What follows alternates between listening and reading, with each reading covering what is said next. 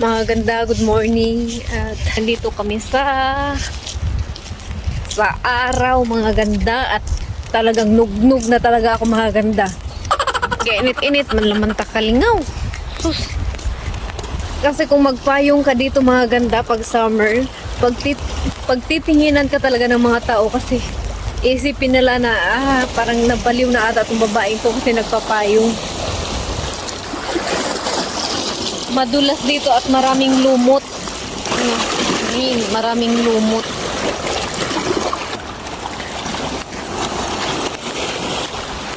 So buti na lang talaga, mga ganda, at dito sa Serbia yung ibang mga tao dito marunong mag-English. At yung mga sign din may translate na English. Pero sa Romania walang English. Hindi sila masyado marunong sa English.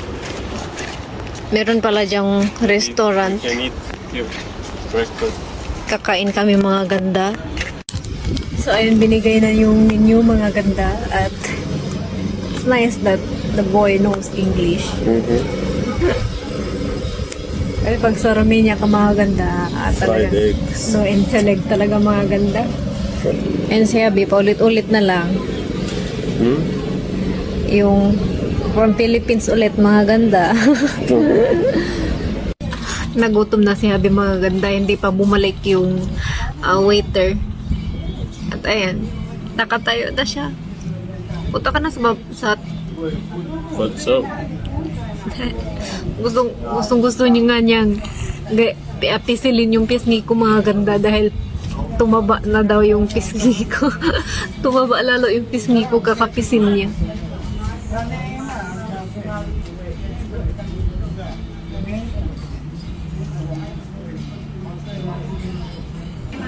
Pang-almusal lang naman muna, mga ganda, at ito may kape nga, at kulang na kulang pa sa akin, mga ganda. Isang lagok ko lang, sobrang liit. Thank you. Seems nice. At may tinapay pala, mga ganda, dahil walang rice.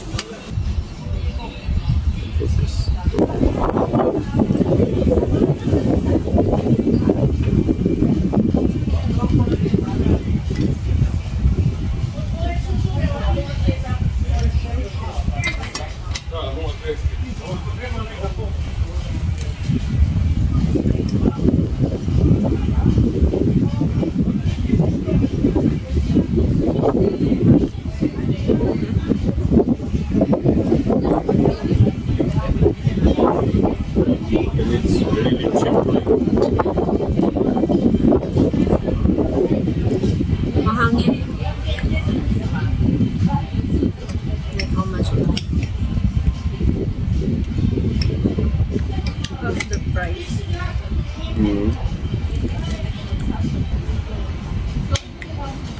It's half price and it's the double portion. Romania is not like that.